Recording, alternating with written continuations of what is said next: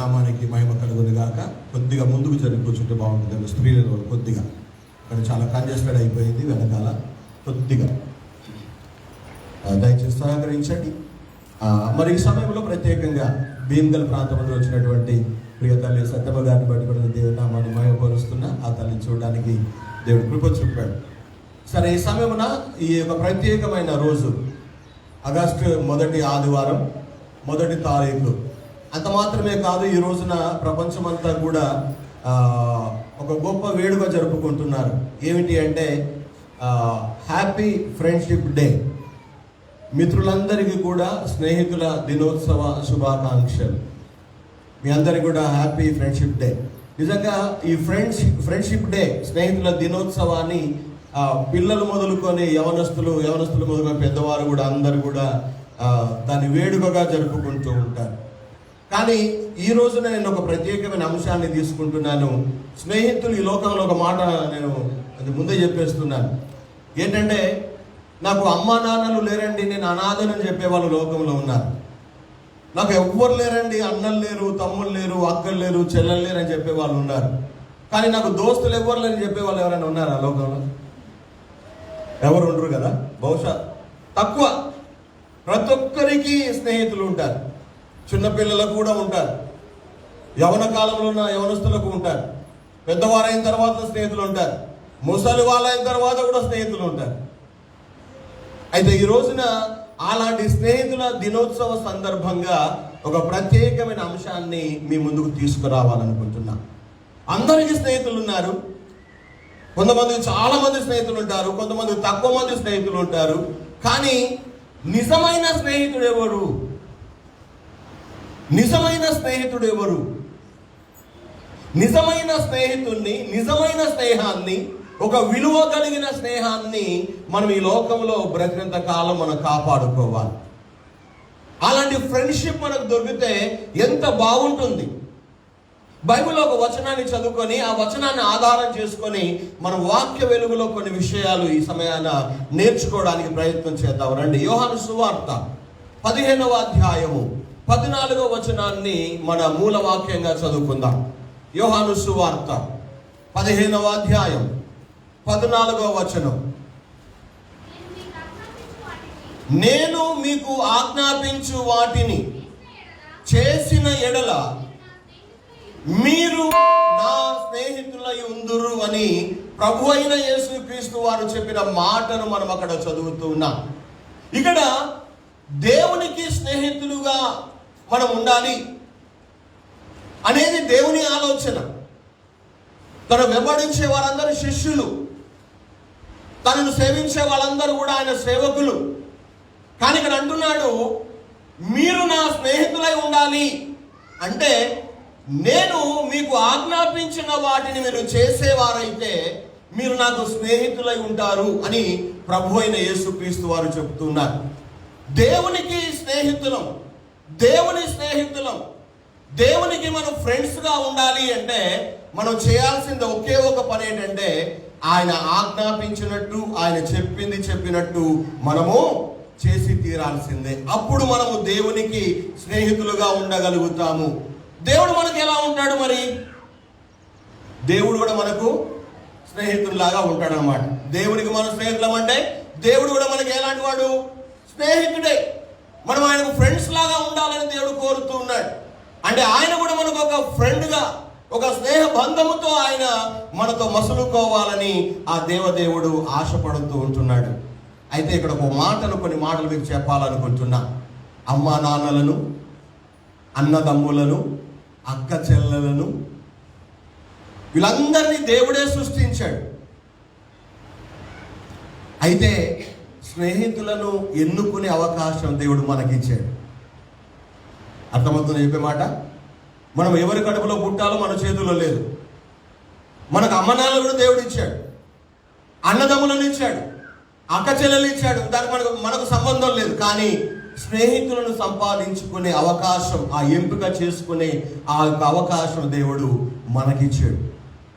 నేను అంటున్నాను, కొంతమంది స్నేహితులు అంటారు, అన్ని బంధాల కంటే, భార్య భర్తల బంధం కంటే, అన్నదమ్ముల అనుబంధం కంటే, అక్క చెల్లెల మధ్య ఉన్న ప్రేమ కంటే, అన్ని బంధాల కంటే స్నేహ బంధమే గొప్పది, విలువైంది అని చాలా మంది అంటూ ఉంటారు.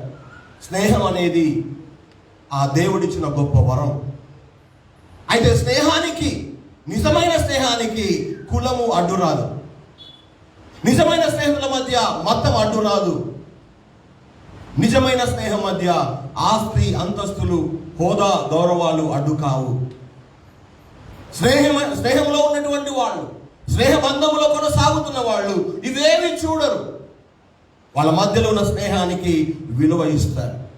ఈ స్నేహం ఎంత బలమైన బంధం అంటే, కన్న తల్లిదండ్రులతో చెప్పుకోలేని విషయాలు, కట్టుకున్న భార్య భర్తతో చెప్పలేని విషయాలు, తోబుట్టువులతో పంచుకోలేని విషయాలు సైతం స్నేహితులతో పంచుకునేటువంటి అవకాశం దేవుడు ఆ స్నేహానికి ఇచ్చాడు.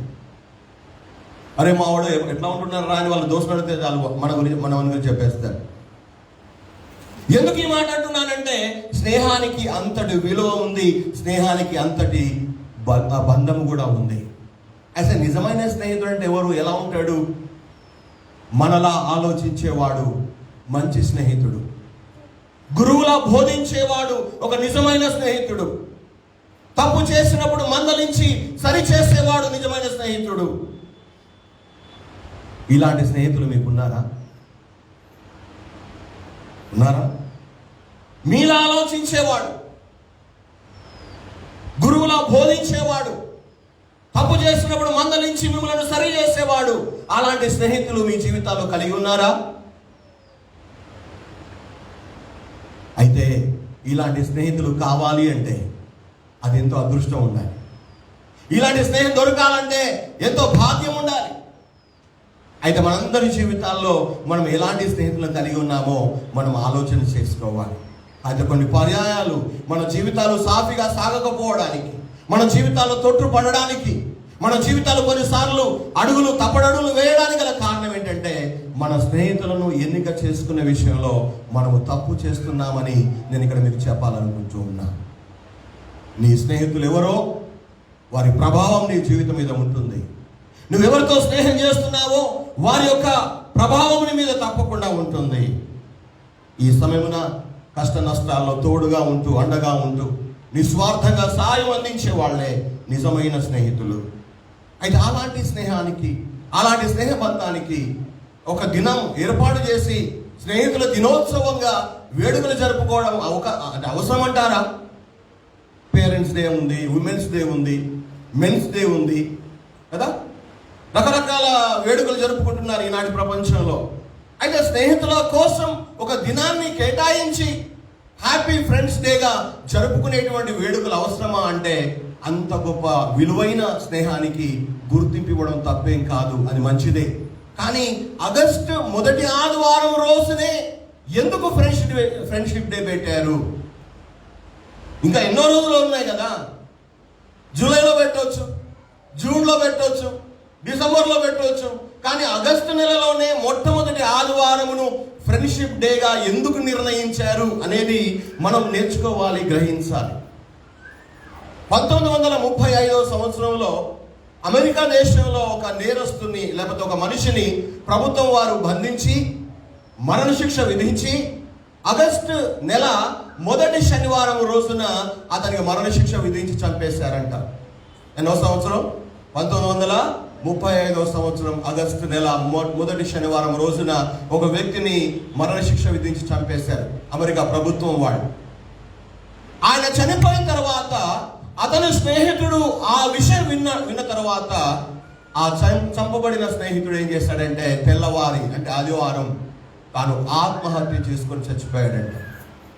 ఎందుకు? తన స్నేహితుడు చనిపోయాడు, నా స్నేహితుడు చంపబడ్డాడు, నా స్నేహితుడు లేనటువంటి జీవితం నాకు వద్దు అని ఆ మరణ వార్త విన్న అతని స్నేహితుడు ఆదివారం ఆత్మహత్య చేసుకొని చనిపోయాడట.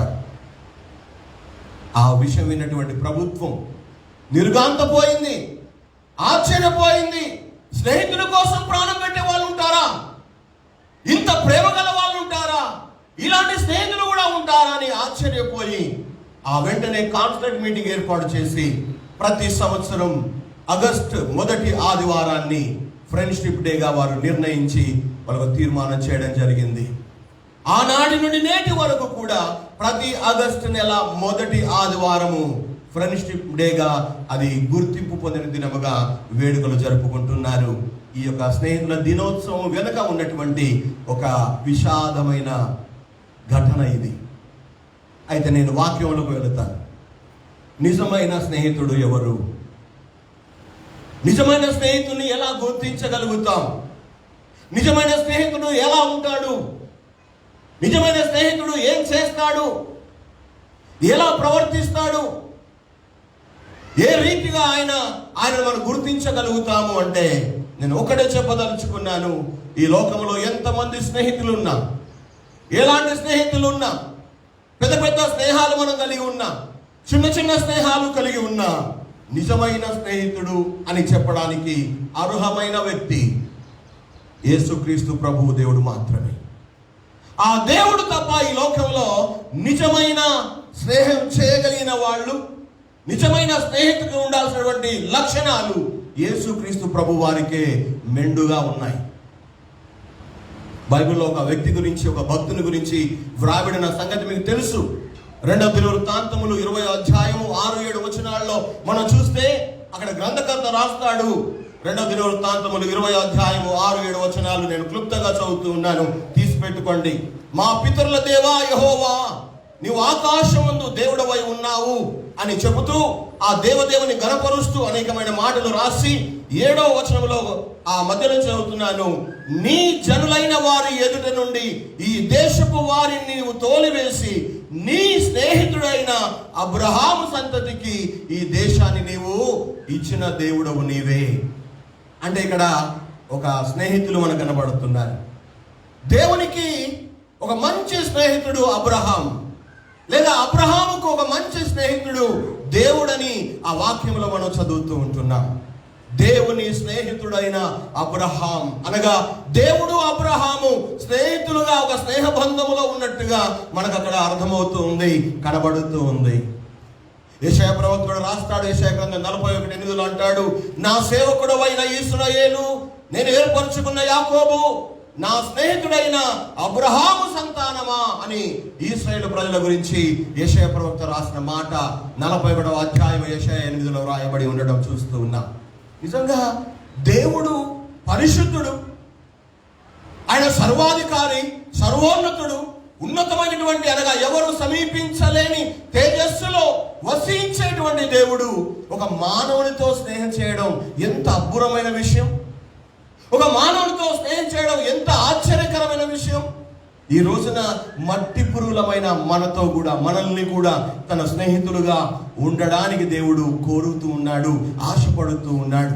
ప్రియమైన దేవుని బిడ్డలారా, ఈ రోజున మీకు చాలా మంది ఫ్రెండ్స్ ఉండొచ్చు, నేను తప్పు అనట్లేదు. మంచి మంచి స్నేహాలు మీరు కలిగి ఉండొచ్చు, తప్పు అనట్లేదు. కానీ మీ స్నేహాలు, మీ స్నేహితులు ఎలాంటి వారో మీరు గుర్తించండి. మనం నేర్చుకోబోయేటువంటి సత్యాల ప్రకారం అలాంటి స్నేహాలు ఉంటే కాపాడుకోండి, అలాంటి స్నేహితులు లేకపోతే పక్కన పెట్టండి. తెలంగాణలో ఒక మాట అంటారు, మంచి దాన్ని 10 రూపాయలు ఇచ్చేనా తెచ్చి పెట్టుకోవాలంటారు. చెడ్డదాన్ని 10 రూపాయలు పోయినా సరే విడిచిపెట్టాలంటారు. ఈ లోకంలో నీ జీవిత కాలంలో ఒక మంచి స్నేహితుని సంపాదించుకుంటే చాలు, నీ జీవితం చాలా బాగుంటుంది. పోయి ఒక చెడ్డ స్నేహితుని సంపాదించుకున్నావు అనుకో, చాలా నష్టపోతావు, చాలా బాధపడతావు, చాలా కష్టపడతావు, నీ జీవితమే నవ్వుల పాలైపోయే ప్రమాదం ఉంది. ఈ రోజున ఈ దినాన ఈ స్నేహితుల దినోత్సవ సందర్భంగా దేవుడు నిజమైన స్నేహితుడై ఉన్నాడు, ఒక మంచి స్నేహితుడై ఉంటున్నాడు. అలాంటి దేవునితో నువ్వు స్నేహం చేయడానికి దేవుడు ఒక అవకాశం నీకు ఇస్తూ ఉండగా, అవకాశాన్ని వాడుకొని దేవుని స్నేహ బంధంలో నిలబడుతూ ఆయన స్నేహంలో నువ్వు ముందుకు సాగుతూ ఆయన ఆ స్నేహాన్ని కాపాడుకుంటూ నువ్వు ముందుకు సాగి వెళ్ళే జీవితాన్ని నువ్వు కలిగి ఉండాలని ఒక దేవుని సేవకునిగా నేను ఆశపడుతున్నాను, కోరుతూ ఉన్నాను.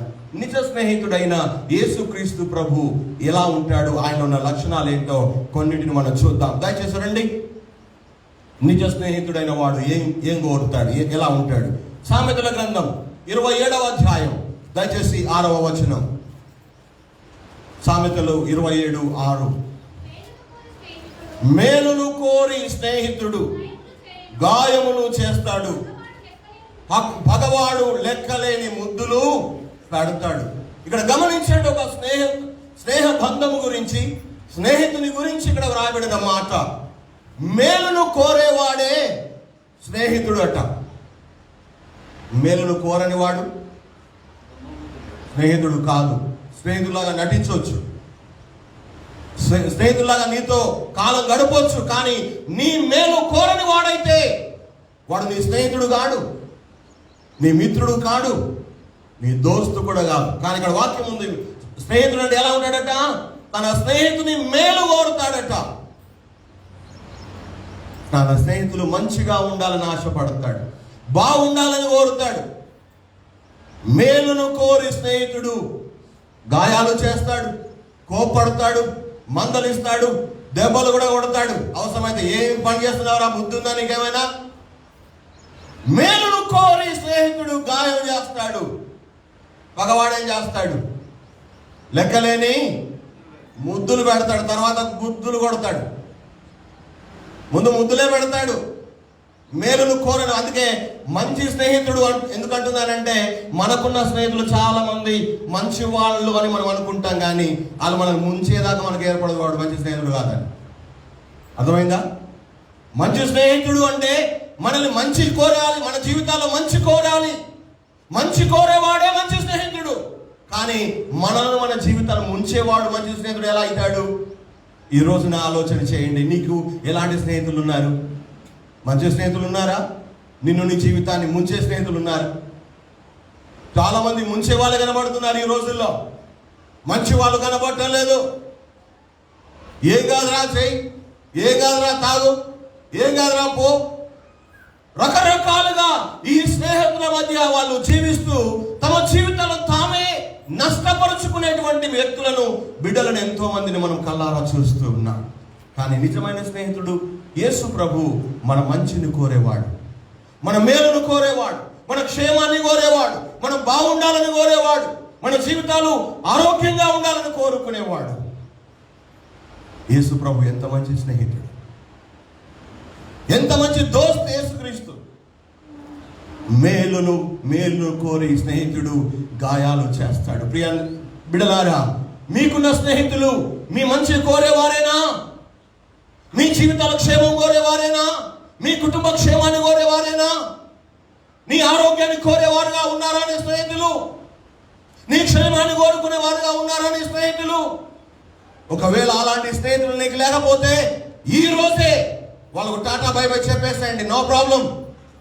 కానీ నీ మంచి కోరుతున్నటువంటి యేసుక్రీస్తు ప్రభువును నీ స్నేహితుడిగా నువ్వు ఈరోజు అంగీకరిస్తే నీ జీవితంలో ఎన్నో మేళ్లను చూస్తావు, ఎన్నో ఆశీర్వాదాలను చూస్తావు, ఎంతో మంచి జీవితాన్ని ముందు చూస్తావు. అయితే నువ్వు ఒక పని చేయాలి, ఆయన ఆజ్ఞాపించిన వాడిని చేస్తూ ఉంటే నీవు ఆయన స్నేహితుడిగా ఉండగలుగుతావు. ఆయన స్నేహంలో నీకు మేళ్ల వెంబడి మేళ్ళు, ఆశీర్వాదాలు, దీవెనలు, నీకు క్షేమము, నీకు ఆశీర్వాదము కలిగేటువంటి అవకాశం ఉందని ఈ వాక్యం ద్వారా మనము గుర్తిస్తూ ఉన్నాము, గ్రహిస్తూ ఉంటున్నాం. నిజమైన స్నేహితుడు యేసుక్రీస్తు ప్రభు మన మేలు కోరాడు. మన మేలు కోరే పాపములో ఉన్న మనల్ని, నరకానికి పాత్రులుగా వెళుతున్న మనల్ని ఆయన కాపాడి తన బిడ్డలుగా రక్షించుకొని అంగీకరించి తన బిడ్డలోనే స్థానాన్ని మనకి ఇచ్చాడు. ఆ స్థానంలో ఉంచకుండా తన స్నేహితులుగా ఉండాలని ఆయన కోరుతూ ఉన్నాడు. ఇంతకంటే మించిన మేలు ఎవరైనా కోరుతారా? ఎవరైనా కోరుతారా? నిజమైన స్నేహితుడు ఎప్పుడు గుర్తిస్తామట? సుఖాలు కాదు, కష్టాల్లో ఉన్నప్పుడు ఎవడు మన పక్కన నిలబడతాడో వాడే నిజమైన స్నేహితుడు. మన బాధల్లో ఉన్నప్పుడు ఎవడైతే మన భుజం తడతాడో వాడే నిజమైన స్నేహితుడు. నువ్వు దావత్ చేసుకున్నప్పుడు వచ్చిపోయే తినిపోయే వాళ్ళు కాదు నీ స్నేహితులు. నువ్వు రోగంతో ఉన్నప్పుడు, నువ్వు జబ్బుతో ఉన్నప్పుడు, నువ్వు కష్టంలో ఉన్నప్పుడు, ఇబ్బందిలో ఉన్నప్పుడు నీ భుజం తట్టి నిలబడే నీ పక్క నిలబడే వారే నీ నిజమైన స్నేహితులు. అర్థం చేసుకో, ఇప్పుడైనా గ్రహించు. ఈ రోజైనా నీ స్నేహితులు మంచివాళ్ళేనా? నీ మేలు కోరేవాళ్ళేనా? నీ క్షేమాన్ని ఆశించేవారేనా నీ స్నేహితులు? దేవుని కంటే మించిన ఈ మేలు కోరే స్నేహితులు ఎవ్వరు కూడా ఈ లోకంలో లేరు అని ఇక్కడ జ్ఞాపకం చేస్తున్నా. రెండవదిగా, నిజమైన స్నేహితుడు ఏం చేస్తాడు, ఎలా ఉంటాడు మన పట్ల అని ఆలోచన చేస్తారు. ఈ సామెతల గ్రంథము 27వ అధ్యాయము దయచేసి 9వ వచనాన్ని చదివి సహాయం చేయండి.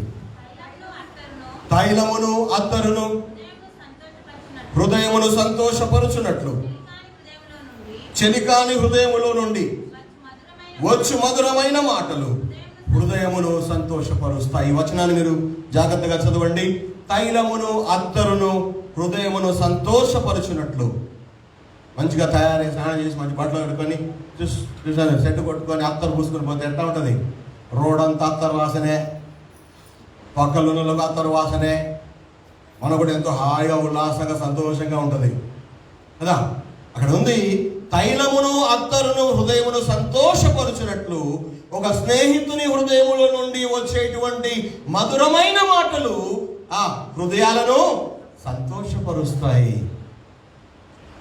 నిజమైన స్నేహితుడు తన హృదయములో ఉన్నటువంటి మధురమైన మాటల ద్వారా తన స్నేహితుని ఏం చేస్తాడు? సంతోషపరిచేవాడుగా ఉంటాడు. అంటే నిజ స్నేహితుడైన యేసుక్రీస్తు ప్రభు తన హృదయంలో ఉన్నటువంటి మంచి మధురమైన మాటల ద్వారా మనను ప్రతి ఆదివారం నాడు ప్రతి కూడికలో బైబిల్ చదివినప్పుడల్లా, వాక్యాన్ని వింటున్నప్పుడల్లా ఆయన మాటలను ద్వారా మనం ఏం చేస్తున్నాము? మన హృదయాలు సంతోషపడుతూ ఉన్నాయి. కొంతమంది స్నేహితులు ఉంటారు, మాటతోనే చంపుతారు మనిషిని. ఏదో కత్తితో కాదు, మాటతోనే కంటి సుత్తో చంపేస్తా అంటాడు ఒకడు ఎప్పుడో కదా. కొంతమంది స్నేహితులు అలా ఉంటారు. ఎట్లా? సంతోషపరచడానికి బదులుగా బాధ పెట్టేవారు ఉంటారు, దుఃఖపరిచేవారుగా ఉంటారు, నిష్ఠూర పెట్టేవారుగా ఉన్నారు ఈరోజు స్నేహితులు.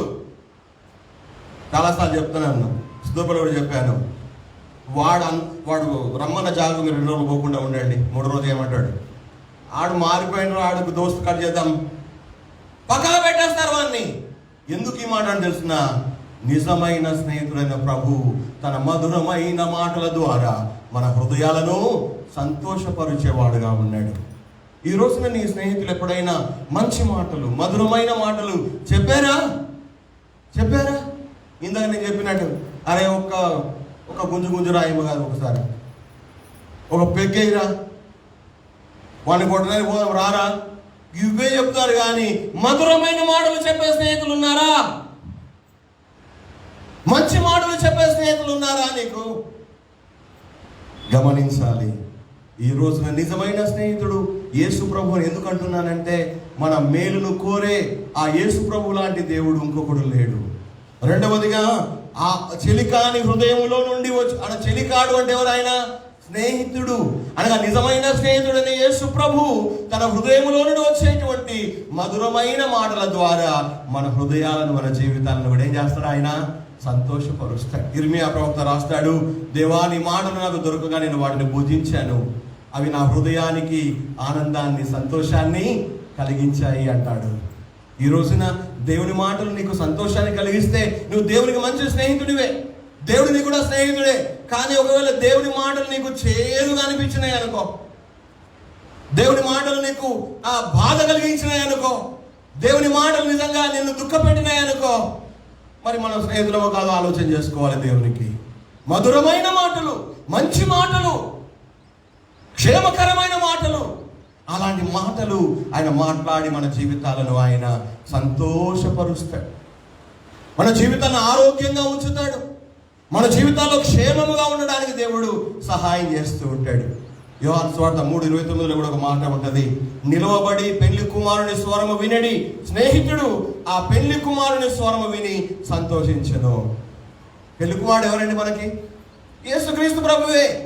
ఆయన స్నేహితులం మనం కనుక ఆ పెళ్లి కుమారుని స్వరాన్ని విన్నప్పుడల్లా, ఆ మాటలు విన్నప్పుడల్లా మనకేం కలగాలి? సంతోషం కలగాలి. అదేంటో ఆశ్చర్యం. దేవుని బిడ్డలం అనుకుంటాం, కానీ దేవుని మాటలు వినడానికి చాలా ఇబ్బంది పడతా ఉంటాం. దేవుని మాటలు వినడానికి ఎంతో కష్టపడతాం. ఇవేం మాటలు అబ్బా, ఇవి ఎవరంటారు? అరువే కూర్చొని 3 గంటలు కూర్చొని ముచ్చట్లాడమంటే తెగ ఆడేస్తాం మరి కదా.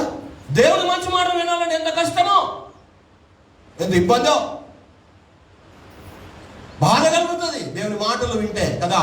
కానీ వాక్యం చెబుతుంది, నిజమైన స్నేహితుడు తన హృదయములో ఉన్నటువంటి మధురమైన మాటల ద్వారా తన స్నేహితులను సంతోషపరుస్తాడు. ఆ రీతిగా దేవుడు వాక్యం చదివినప్పుడు దేవుడు మనతో మాట్లాడతాడు తన స్వరాన్ని వినిపిస్తాడు. మధురమైన మాటలతో మన హృదయాన్ని సంతోషపరుస్తాడు. వాక్యాన్ని వింటున్నప్పుడల్లా దేవుడు తన మధురమైన మాటల చేత మన జీవితాలను, మన హృదయాలను సంతోషపరుస్తున్నాడు. ఇలాంటి స్నేహితుడు యేసుక్రీస్తు ప్రభు నీకు స్నేహితుడుగా ఉన్నాడా ఈరోజు? ఒకవేళ ఈ స్నేహితుడు నీ స్నేహితుడు కాకుండా ఉంటే ఈ రోజే నీ జీవితాన్ని దేవునికి సమర్పించాలని కోరుతూ ఉన్నాను. మూడవదిగా నిజమైన స్నేహితుడు ఏం చేస్తాడు, ఎలా ఉంటాడు? నిర్గమకాండము 33:11. నిర్గమకాండము 33వ అధ్యాయము 11వ వచనం. నిర్గమకాండము 33వ అధ్యాయము 11వ వచనం. మనుష్యుడు తన స్నేహితునితో మాట్లాడినట్లు యెహోవా మోషేతో ముఖాముఖిగా మాట్లాడుచుండెను. చాలా నిజమైన స్నేహితుడు ఎలా ఉంటాడు అంటే ఏం చెప్పినా ఆడ చెప్తాడు, ముఖాముఖిగానే చెప్తాడు. ముఖం మీద మాట్లాడతారు ఎవరు ఇల్లు అని అంటారు కొంతమంది. ఉన్నది చెప్పడానికి ఏం బాధ? మోషేతో అంట దేవుడు మాట్లాడేటప్పుడు ముఖాముఖిగా మాట్లాడుతుండేవాడట, ఫేస్ టు ఫేస్. వెనకాల మాట్లాడే వాళ్ళు స్నేహితులు కాదు, చాటుకు మాట్లాడే వాళ్ళు స్నేహితులు, నిజమైన స్నేహితులు కాదు. నువ్వు లేనప్పుడు మాట్లాడుకునే వాళ్ళు నీ స్నేహితులు కాదు. నిజమైన స్నేహితుడు ఎప్పుడు మాట్లాడినా ముఖాముఖిగా మాట్లాడుతాడు, ఫేస్ టు ఫేస్ మాట్లాడతాడు. అరే నువ్వు తప్పు చేస్తున్నావు అని ముందే చెప్పేస్తాడు ముఖం మీద. నువ్వు చేసేది మంచిది కాదని చెప్తాడు. ఈనాడు మనకు ఎలాంటి స్నేహితులు ఉన్నారు? ఏం కాదురా చెయ్యి కదా. దేవుడు నిజమైన స్నేహితుడైన మన ప్రభువు ఎప్పుడు కూడా మనతో ముఖాముఖిగా మాట్లాడుతాడు. ఈ రోజున అలా మాట్లాడే వాళ్ళే నిజమైన స్నేహితులు. అలా మాట్లాడే వాళ్ళే మన మేలును కోరేవాడు. అలా మాట్లాడే ఆ మాటలే మనకు సంతోషాన్ని కలిగిస్తాయి. కానీ దుర్బోధ చేసేవాడు, లేకపోతే ఇంకా ఏవో ఉన్నవి లేనివి కల్పించి చెప్పేవాళ్ళు నిజమైన స్నేహితులు కారు. సుమా, నువ్వు ఆలోచన చేయండి. ఈ స్నేహితుల దినోత్సవం సందర్భంగా, ఈ ఫ్రెండ్షిప్ డే సందర్భంగా దేవుడు మనతో మాట్లాడుతున్న ఈ మాటలు మనం చాలా జాగ్రత్తగా గమనించాలి. దేవునితో మనకు స్నేహం ఉన్నటువంటి ఈ స్నేహ బంధాన్ని జాగ్రత్తగా కాపాడాలి. నాలుగవదిగా నిజమైన స్నేహితుడు ఎలా ఉంటాడు చూసాం. నిజమైన స్నేహితుడు మన మేలు కోరుతాడు. నిజమైన స్నేహితుడు తన మధురమైన మాటల చేత మనల్ని సంతోషపరుస్తాడు. నిజమైన స్నేహితుడు ముఖాముఖిగా మాట్లాడుతాడు, చాటుకు మాట్లాడు. నాలుగవదిగా నిజమైన స్నేహితుడు ఎలా ఉంటాడు? ప్రసంగి గ్రంథం 17:17. క్షమించాలి, సామెతల గ్రంథం 17:17.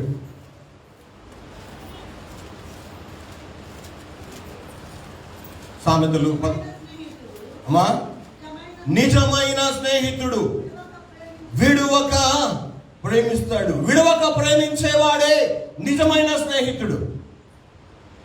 కొన్ని రోజులు ప్రేమించి కొన్ని రోజులు ప్రేమించకుండా ద్వేషించేవాడు నిజమైన స్నేహితుడు కాదు. మన స్నేహితులు ఎట్లా ఉంటారో తెలుసా? అరే ఈరోజు దాబాకు జాయింగే, ఎంజాయ్ కరేంగే అని చెప్పి అంటేనే మన స్నేహానికి విలువిస్తారు. 2 రోజులు చెల్లు గమ్మున పైసని మీరు పాస్ అంటే చల్ అంటే తెలంగాణకు సామెత, పెడితే పెళ్లి కొడతా లేకపోతే సాగు కొడతారని. మన స్నేహితులు అలా ఉన్నారు లేరా? 3 సార్లు వాడు ఓసి తాగినప్పుడు ఒక్కసారి ఓపియాలి. పూర్వం మన ఇంటికి వచ్చేవాడు, అరే నేను 2 సార్లు నేను తీసుకుపోయిన వాడు, నేను ఒక్కసారి పెట్టకపోతే ఎట్లా ఇవ్వు 500 రూపాయలు కదా. స్నేహాలు విడువక ప్రేమించేవాడే నిజమైన స్నేహితుడు. కష్టాల్లో సుఖాల్లో, ఆరోగ్యంలో అనారోగ్యంలో, ఉన్నప్పుడు లేనప్పుడు నిన్ను ప్రేమించేవాడే నిజమైన స్నేహితుడు. నీ స్నేహితులు అలా ఉన్నారా? కొంతమంది స్నేహితులు ఉంటారు, ఫోన్ కూడా చేయరు, కనీసం రాలేకపోయినా ఫోన్ కూడా చేయరు.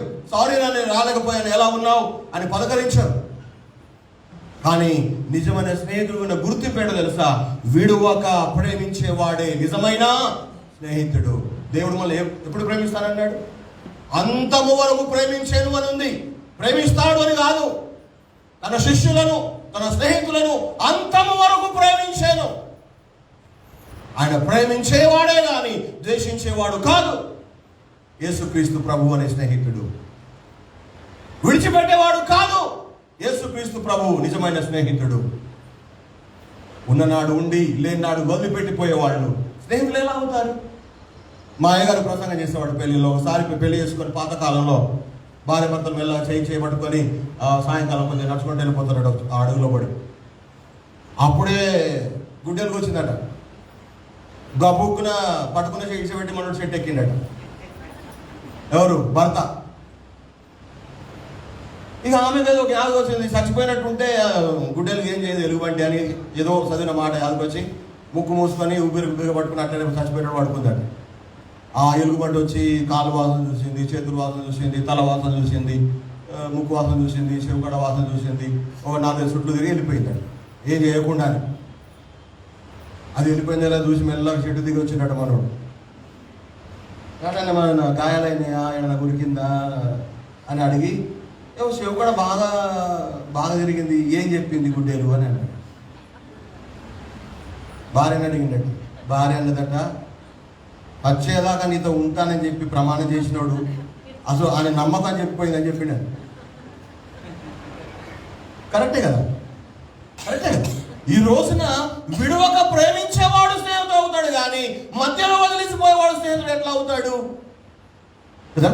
యేసుక్రీస్తు ప్రభు ఒక నిజమైన స్నేహితునికి మాదిరికరంగా సాదృశ్యంగా మన బైబిల్ గ్రంథంలో చూస్తూ ఉంటున్నాం.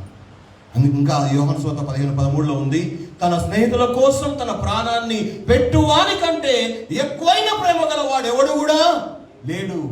యేసుక్రీస్తు విడవక ప్రేమించేవాడు చెప్పడానికి గుర్తేమిటి అంటే, లోకమంతా ఉన్న మానవులందరి కోసం తన ప్రాణాన్ని ఆయన పెట్టేశాడు.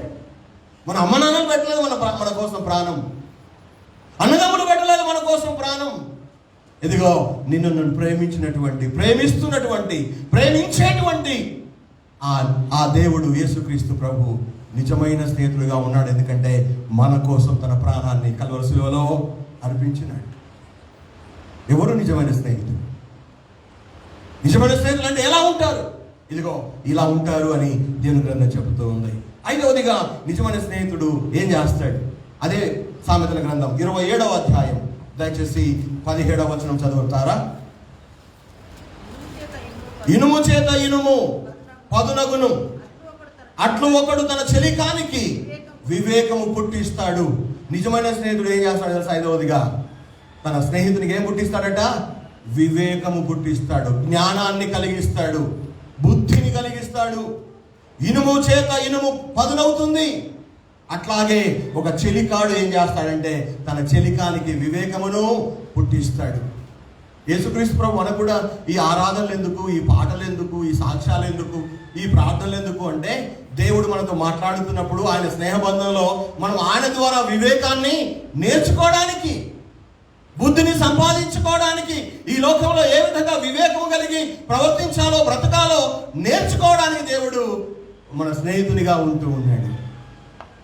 అవును, ఈ రోజున దినాన నిజ స్నేహితుడైన యేసుక్రీస్తు ప్రభు మన మేలు కోరేవాడుగా ఉంటాడు. తన మధురమైన మాటల చేత మనల్ని సంతోషపరిచేవాడుగా ఉన్నాడు. ముఖాముఖిగా మాట్లాడేవాడుగా ఉన్నాడు. అంతము వరకు ప్రేమించేవాడై ఉంటున్నాడు. అదేవిధంగా మనకు కావలసిన వివేకమును, బుద్ధిని ఆయన పుట్టించేవాడుగా ఉంటున్నాడు. 6వదిగా చూస్తే నిజమైన స్నేహితుడు ప్రాణానికి ప్రాణంగా ఉంటాడు. ఎలా ఉంటాడు? ప్రాణానికి ప్రాణంగా ఉంటాడు. ఇంతకుముందు చెప్పినట్టుగా తన స్నేహితుడు చనిపోతే ఆయన చనిపోయినట్టుగా ఆ ప్రాణానికి ప్రాణంగా ఉంటాడు. బైబిల్లో చూస్తాం ఏంటంటే సామెతలు 18:24 చూడండి. 6వదిగా నిజ స్నేహితుడు ఎలా ఉంటాడో చూద్దాం. బహుమంది చెలిగాండ్రు గలవాడు నష్టపడతాడు, సహోదరుని కంటే ఎక్కువగా హత్తి ఉండు స్నేహితుడు కలడు. గమనించాలి, దోస్తులకైతే ఏమవుతుంది? బహుమంది స్నేహితులు గలవాడు ఏమవుతాడట? నష్టపోతాడు.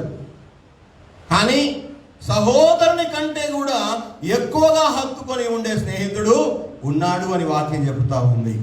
మీకు ఒక మాట చెప్పాలనుకుంటున్నా.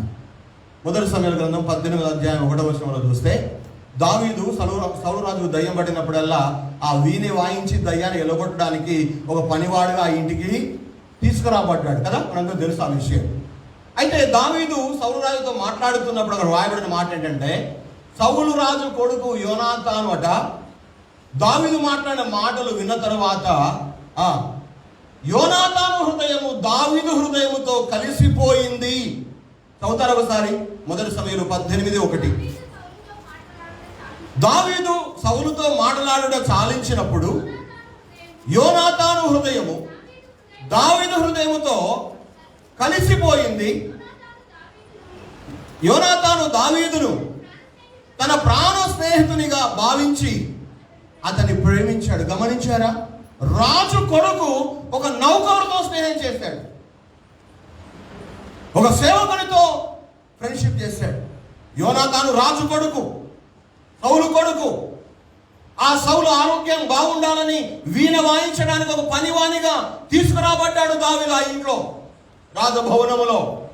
దావీదు రాజుతో మాట్లాడడం చాలించినప్పుడు మాటలు మాట్లాడి ఆగిపోయిన తర్వాత యోనాతాను హృదయము దావీదు హృదయంతో కలిసిపోయింది. నిజమైన స్నేహితులు ఎలా ఉంటారంటే శరీరాలు కాదు కలిసిపోయేది, ఏం కలుస్తాయి? వాళ్ళ హృదయాలు కలిసిపోతాయి. అక్కడ ఉంది, యోనాతాను దావీదును తన ప్రాణ స్నేహితునిగా భావించి అతన్ని ప్రేమించాడు. అంటే ప్రాణానికి ప్రాణం. సౌలు తర్వాత అధ్యాయాలను చూడండి, దావీదును చంపాలనుకుంటాడు. ఆ విషయం తీసుకుపోయి ఎవరు చెప్తాడు? యోనాతాను. ఎవరు చెప్తాడు? దావీదుకు చెప్తాడు. అంటే దావీదుకు చెప్పాడని తెలిస్తే సౌలు ఏం చేస్తాడు? యోనాతాను కొట్టే ప్రమాదం ఉంది, చంపివేసే ప్రమాదం కూడా ఉంది. కానీ తన ప్రాణ స్నేహితుడైనటువంటి దావీదును కాపాడడం కోసం యోనాతాను తన ప్రాణాన్ని లెక్క చేయలేదు. హల్లెలూయా, హల్లెలూయా. నిజమైన స్నేహితుడు అంటే మనకు ప్రాణాపాయం సంభవించినప్పుడు అరే ఎవరు లేకున్నా సరేరా నేను నీకున్నా అని భరోసా ఇవ్వగలిగే వాడే నిజమైన స్నేహితుడు. అలాంటి స్నేహితుడు ఈ లోకంలో యేసుక్రీస్తు ప్రభు తప్ప మరెవరు కూడా లేరు. అసలు మనము చనిపోవాల్సిన స్థానంలో యేసు ప్రభు చనిపోయాడు. అంటే మన ప్రాణం కోసం ఆయన ప్రాణాన్ని అడ్డు పెట్టుకొని కాపాడినాడు. నిజమైన స్నేహితుడు ప్రాణానికి ప్రాణంగా ఉంటాడు. అవసరమైతే తన స్నేహితు కోసం తన ప్రాణాన్ని కూడా పెడతాడు. ఈ రోజున మన స్నేహితులు అలా ఎవరైనా ఉన్నారా? ఉంటే ఎంతో ధన్యులమండి మనం, అలాంటి స్నేహితులు ఉంటే. ఒక్కసారి ఫోన్ చేయండి మీ స్నేహితులు, అరే అర్జెంటుగా ఒక 10,000 రూపాయలు కావాలరా అని. అబ్బా ఇప్పుడు నిన్న నీకు చేసిన అబ్బులు కానీ 500 అడిగి చూడండి. ఆ స్నేహం ఎలాంటిది మీకు తెలిసిపోదు. నిజమైన స్నేహితుడు. స్నేహితుల దినోత్సవ సందర్భంగా వాక్యాన్ని ధ్యానం చేస్తున్నాం మనం ఈరోజు. నిజమైన స్నేహితుడు మన మేలు కోరుతాడు, మన క్షేమాన్ని కోరుతాడు. మా రూపేనే చెప్తాడు, పట్టపగలు 3 గంటలకు పంచాంగం చూపించుకోవడానికి పగోడు దగ్గరికి పోయినట్టు ఒకడు. అర్థమైంది చెప్పేది? పట్టపగలు 3 గంటలకు పంచాంగం చూపెట్టుకోవడానికి పగోడు దగ్గరికి పోయినట, ఎవరు దొరకక. ఆడన్నాడట, రేపు పట్టపగలు 12 గంటలకు చచ్చిపోతామని చెప్పిండట. ఇసుటలు దోస్తున్నట్లయితారబ్బా. ప్రాణానికి ప్రాణం పెట్టే వాళ్ళు స్నేహితులు అవుతారు, కానీ చచ్చిపోతామని చెప్పడం దోస్తులు ఎట్లా అవుతారు? నాకు అర్థం కాదు. ఈ రోజున నీ స్నేహితులు ఎవరు తెలుసుకోవాలి. ముఖ్యంగా ఆ స్నేహితులు పక్కన పెట్టండి, నీ నిజమైన స్నేహితుడు ఎవరో నువ్వు ఈరోజు గుర్తించాలి. ఆ స్నేహితులు స్నేహం చేస్తే నీ మేలు కోరుతాడు. ఆ స్నేహితుడు మధురమైన మాటల ద్వారా నీ సంతోషపరుస్తాడు. నీకు ఏది చెప్పినా ముఖాముఖిగా చెప్తాడు కదా. అంతము వరకు నిన్ను ప్రేమిస్తాడు. నీకు కావాల్సిన వివేకము బుద్ధి నేర్పిస్తాడు. నీ ప్రాణానికి తన ప్రాణం అడ్డు పెడతాడు. మీకు తెలుసా, సువార్తలో ఒక మాట రాయబడి ఉంది. ఒకసారి యేసు ప్రభు తన శిష్యులను తీసుకొని సముద్రంలో ప్రయాణం చేస్తూ ఉంటాడు. ఆ ప్రయాణం చేసేటప్పుడు యేసు ప్రభు ఆ దోణి అమరమున నిద్రపోతూ ఉంటాడట కదా. ఆ తుఫాను చూసినటువంటి శిష్యులందరూ కూడా మేము నశించిపోతున్నాం ప్రభువానికి చింత లేదా, నిద్రపోతున్నావా, లేవు అని చెప్పేసి లేపారు ఆయన. ఒక బైబిల్ పండితుడు ఏం చేస్తాడంటే కామెంటరీలో, ఒకవేళ ఆ గాలి తుఫానుల్లో ఆ పడవ ఆ దోణి మునగడమంటూ మునిగితే ముందు యేసు ప్రభు ఎక్కడైతే పడుకున్నాడో అక్కడే మునుగుతుందట. అర్థమైందా? యేసు ప్రభు ఏ చోట పడుకున్నాడో ఆ వైపునే మునుగుతుందట. అంటే దాని అర్థం ఏంటి? ఒకవేళ సమస్య ఏదైనా వస్తే, నష్టం ఏదైనా జరిగితే తన వారి కంటే ముందు దేవుడు ఉంటాడు అని అర్థం. హల్లెలూయా. ఇంతకు మించిన నిజమైన స్నేహితుడు మనకు ఎక్కడ దొరుకుతాడు? డబ్బులు పెట్టినా దొరకడు, భూతద్దం పెట్టి వెతికినా దొరకడు. ఈ స్నేహితుల దినోత్సవం సందర్భంగా యేసయ్యా నీ స్నేహితునిగా, నీ స్నేహితురాలిగా ఉండే భాగ్యం నాకు ఇచ్చాడు. ఈ స్నేహ బంధాన్ని నేను ఈరోజు గుర్తించాను. నా జీవితంలో ఎవరున్నా లేకపోయినా, ఎందరున్నా లేకపోయినా, నీ స్నేహమే నాకు కావాలి. నీతో నాకున్న స్నేహాన్ని నేను కాపాడుకోవాలి. నా జీవిత కాలమంతా ఈ బంధానికి నేను దూరం కావద్దు అని మనం ఒక తీర్మానం, నిర్ణయం చేసుకొని ప్రభువును ప్రార్థించాలి. 7వదిగా నిజమైన స్నేహితుడు ఎలా ఉంటాడు అంటే నమ్మదగిన వాడుగా ఉంటాడు. ఎలా ఉంటాడు? నమ్మదగిన వాడుగా ఉంటాడు. యాకోబు పత్రిక 2వ అధ్యాయం 23వ వచనంలో ఉంది, అబ్రహాము దేవుని నమ్మాడు, అది అతను నీతిగా ఎంచబడింది. అంత మాత్రమే కాదు, అబ్రహాము దేవుని స్నేహితుడు అనే పేరు కూడా అబ్రహాముకు కలిగింది అని ఆ యాకోబు 2:23లో మనం చదువుతాం. దాని అర్థం ఏంటి తెలుసా? అబ్రహాము దేవుని నమ్మాడు కనుక నమ్మదగిన దేవుడు అబ్రహాము తన స్నేహితుడిగా అంగీకరించాడు అని. అంటే నిజమైన స్నేహితుడు తన స్నేహితుల విషయంలో ఎలా ఉంటాడు? నమ్మదగిన వాడుగా ఉంటాడు. చాలాసార్లు మనం నమ్మదగని వారమే, నమ్మదగిన రీతిలో మనం జీవించలేకపోతూ ఉన్నాం. కానీ మన నిజమైన స్నేహితుడైన యేసుక్రీస్తు ప్రభు ఎంత నమ్మదగిన వాడుగా ఉన్నాడంటే ఈ కరోనా కష్టకాలంలో 16-17 నెలలుగా దేవుడు కాపాడుతూ ఉన్నాడు. నమ్మదగిన వాడుగా, కావలసిన ఆరోగ్యాలు ఇస్తూ వస్తున్నాడు, నమ్మదగిన వాడుగా పోషిస్తూ వస్తున్నాడు, నమ్మదగిన వాడుగా. నేను ఇంతకుముందు మీకు చెప్పాను, మళ్ళీ జ్ఞాపకం చేస్తున్న సందర్భం వచ్చిందని. నార్త్ ఇండియాలో ఒక రైల్వే స్టేషన్లో ఒక భిక్షగాడు తినడానికి ఏమీ లేక ఎక్కడ ఒక రొట్టె ముక్క దొరికితే అది ఎండిపోయింది. ముసలాయన తినలేడు ఆ ఎండిపోయిన దాన్ని. ఏం చేయాలి? ఆకలి తట్టుకోలేకపోతున్నాడు. ఆ ప్లాట్ఫామ్ మీద ఉన్నటువంటి నల్ల దగ్గరికి పోయి నల్లా విప్పి ఆ రొట్టెను నానబెట్టాడు నీళ్ళ కింద. నానబెట్టిన ఆ మెత్తగైన రొట్టెను ఆయన తింటూ ఉండడం నేను ఫేస్బుక్లో చూశాను. ఎందుకు ఈ మాట చెప్తున్నానంటే ఈ కష్టకాలంలో దేవుడు ఎంత నమ్మదగిన వాడుగా మన పక్షంగా ఉన్నాడో ఆలోచన చేయండి. ఇలాంటి నిజమైన స్నేహితుడు యేసుక్రీస్తు ప్రభు మనం కలిగి ఉన్నాము కనుక మనం ఎంతో ధన్యులం, ఎంతో భాగ్యవంతులం. ఎంత అదృష్టం చేస్తే ఇలాంటి స్నేహితుడు మనకు దొరకాల, ఇలాంటి స్నేహం మనకు దొరకాల. ఏం చేస్తే ఇలాంటి స్నేహితుడు మనకు స్నేహితుడుగా ఉండగలుగుతాడు? ఈ రోజున ఆలోచన చేద్దాం.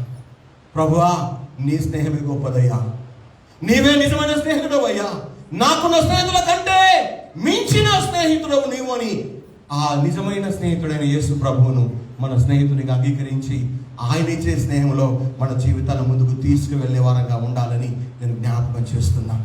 8వగా నిజమైన స్నేహితుడు ఏం చేస్తాడు, ఎలా ఉంటాడు అంటే లూకా సువార్త 11వ అధ్యాయము 5 నుండి 8 వరకు మీరు చదివితే, తర్వాత చదువుకోండి, సమయం ఎక్కువైపోతుంది, త్వరగా చెప్తున్నాను. లూకా సువార్త 11వ అధ్యాయం 5 నుండి 8 వరకు చదివినట్టయితే అక్కడ ఒక అర్ధరాత్రి ఒక స్నేహితుడు తన స్నేహితుడి ఇంటికి వెళ్ళి అడిగినటువంటి సందర్భం అక్కడ మనం చూస్తూ ఉంటాం. లూకా సువార్త 11:5 నుంచి 8.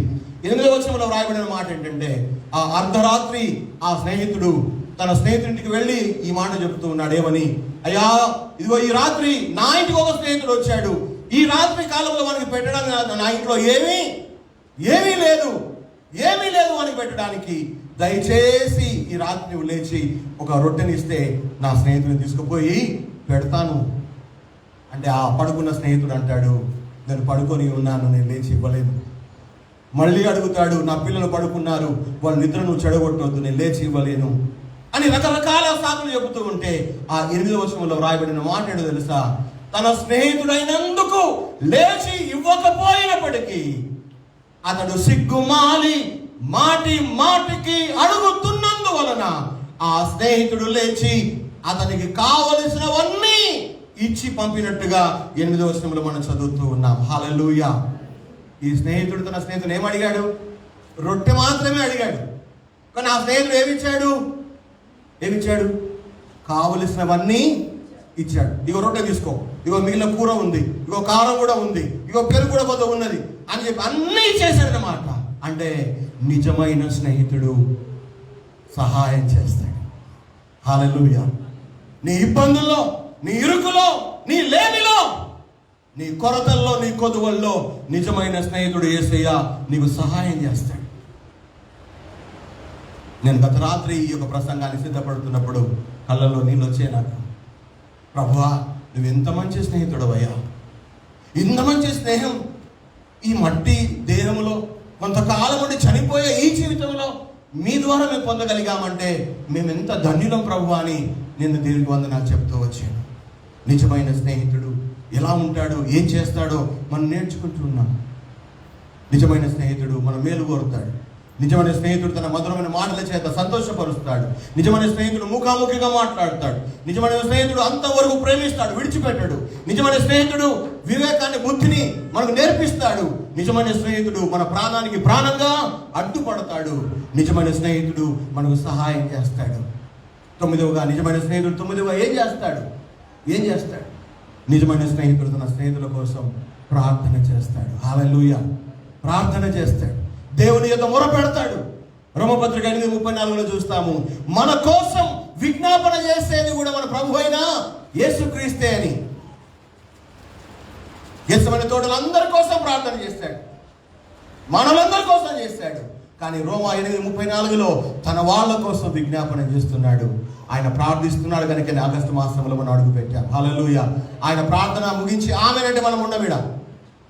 ఆయన ప్రార్థన ముగించి ఆమెనంటే మన జీవితాలు ఇలా ఉండవు. ఆయన ఇంకా ప్రార్థన చేస్తున్నాడు.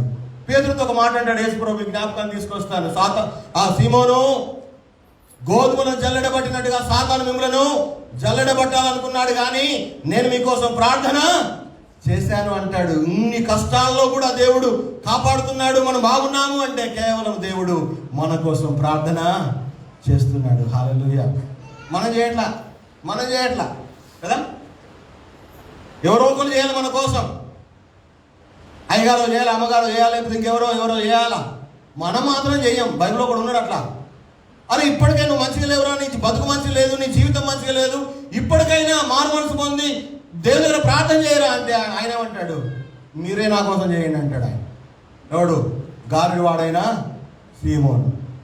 ఈ రోజున దేవుడు నీ కోసం, నా కోసం, మన కుటుంబాల కోసం, మన బిడ్డల కోసం, మన క్షేమం కోసం, మన మేలు కోసం ఆయన విజ్ఞాపన ప్రార్థన చేస్తున్నాడు కనుక మనం ఇంకా సజీవులుగా ఉంటున్నాం.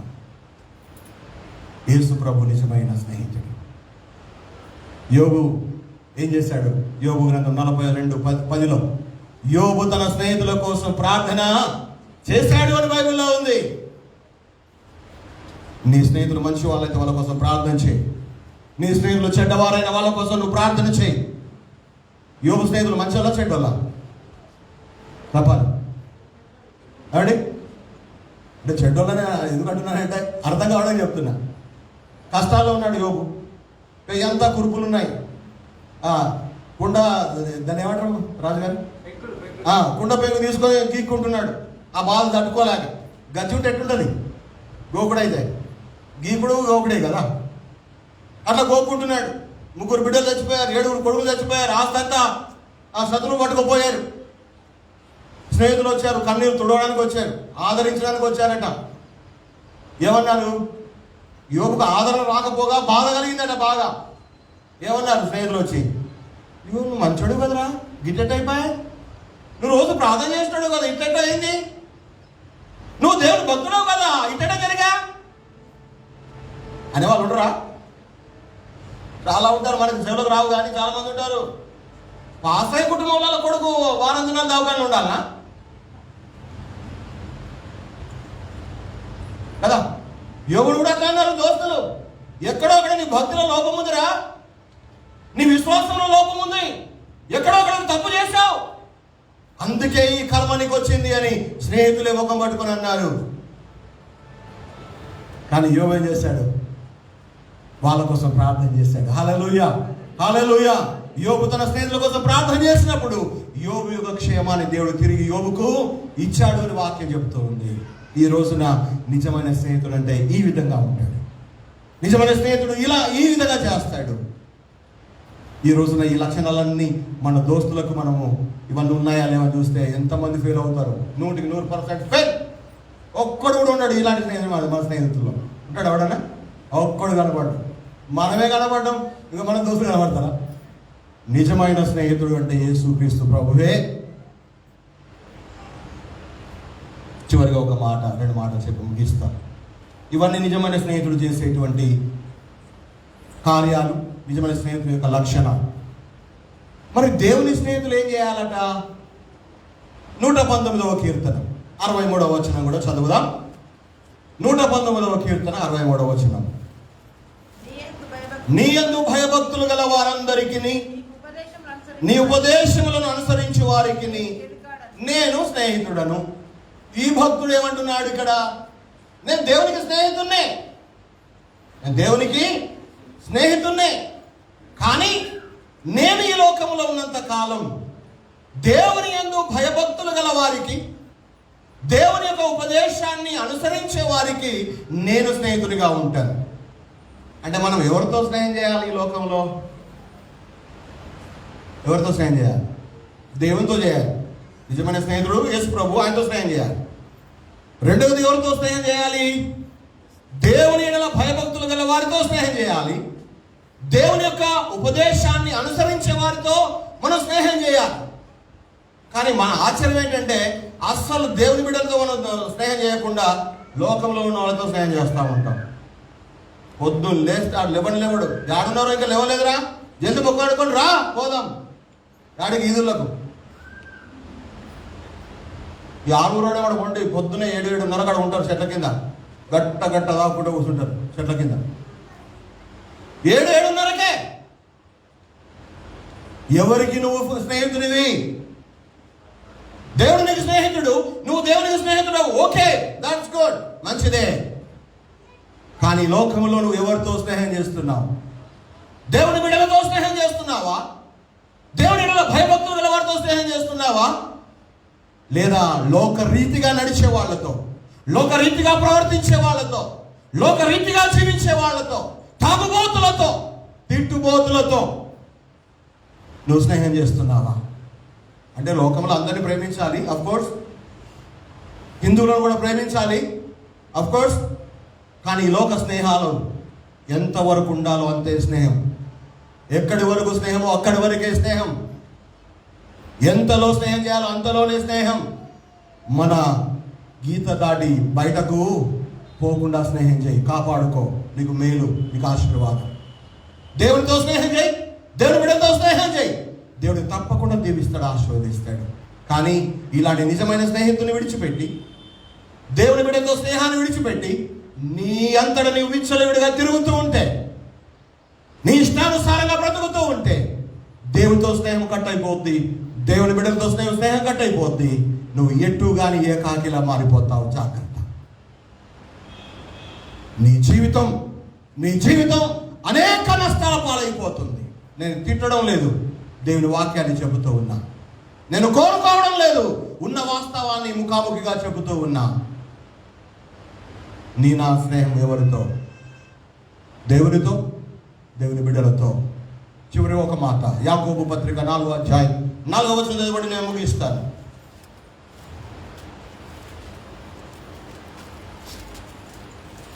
యాకోబు పత్రిక 4వ అధ్యాయం 4వ వచనం. వ్యభిచారిణులారా, ఈ లోక స్నేహము దేవునితో వైరమని మీరెరగరా? కాబట్టి ఎవడు ఈ లోకముతో స్నేహము చేయగోరును? గ్రహించండి, ఆలోచన చేయండి. దేవునితో స్నేహం చేయకుండా, దేవుని బిడ్డలతో, దేవుని విశ్వాస సహవాసం స్నేహం చేయకుండా లోకముతో, లోకానుసారమైన స్నేహంలో నువ్వు స్నేహం చేస్తే ఎవరికి శత్రువు? దేవునికి శత్రువు. దోస్తాన ఉండదు, బ్రేకప్ అయిపోద్ది. ఏది బ్రేకప్ అయిపోద్ది? స్నేహం, ఫ్రెండ్షిప్ బ్రేకప్ అయిపోద్ది. ఎవడు లోకముతో స్నేహము చేయగోరునో అంటే దేవునితో స్నేహం చేయకుండా, దేవుని సంఘంతో స్నేహం చేయకుండా, దేవుని బిడ్డతో స్నేహం చేయకుండా, ఆ స్నేహబంధంలో కొనసాగకుండా లోకాన్ని ప్రేమించి, లోకమును వాడిని ప్రేమించి లోకంతో స్నేహం ఎవరైతే చేయాలని పోతూ ఉంటారో వాళ్ళు నాకు శత్రువులు గారు, దేవుని బిడ్డలకు శత్రువులు గారు. ఎవరికి శత్రువులు? దేవునికి స్నేహితులుగా ఉండే భాగ్యం పోగొట్టుకొని దేవునికి శత్రువులుగా మారిపోతారు. శత్రువులు ఏం చేస్తారు? శత్రువులు ఏం చేస్తారు? నిజంగా సాగి పామని మూల కూసా అని చెప్తారా? కనబడితే చంపుతారు, అవకాశం చంపేస్తారు. ఎందుకంటే మనకు ఎప్పుడైనా అది చెడు చేస్తుంది, కీడు చేస్తుంది అని. దేవునికి శత్రువు అవుతే దేవుడు ఊరుకుంటాడు? గమ్మున ఉంటాడా? చేతులు కట్టుకొని ఉంటాడా? తన స్నేహాన్ని వద్దనుకున్నాడు, తన బిడ్డలతో స్నేహాన్ని వద్దనుకున్నాడు. తన ఇష్టానుసారంగా జీవిస్తూ లోకంతో కలిసి స్నేహం చేస్తే ఒక రోజు వస్తుంది, దేవుని ద్వారా దేవుని కోపాన్ని, దేవుని ఉగ్రతకు నువ్వు బలి అవుతావు. కనుక ఈ మాటలు వింటున్న మనం నిజ స్నేహితుడైన యేసు ప్రభుతో స్నేహం చేస్తూ ఆయన స్నేహమును, ఆ స్నేహబంధాన్ని కాపాడుకుంటూ మన జీవిత కాలాన్ని ముగించుకుందాం. తదుపరి సదాకాలం ఆ నిజమైన స్నేహితులతో అక్కడే ఉండిపోయే గొప్ప భాగ్యం దేవుడు మనకు ఇవ్వబోతూ ఉన్నాడు. అటు కృప, అటు సహాయము, అటువంటి స్నేహబంధాన్ని కాపాడుకునేటువంటి ఆ వివేకము, జ్ఞానము పరిశుద్ధాత్మ దేవుడి మాటలు వింటున్న మీ అందరికీ, మీ కుటుంబాలకు, మీతో పాటు నాకు, నా కుటుంబానికి కూడా అనుగ్రహించాలని కోరుతూ నా మాటలు ముగిస్తున్న దేవుడి మాటలు దీవించి ఆశీర్వదించి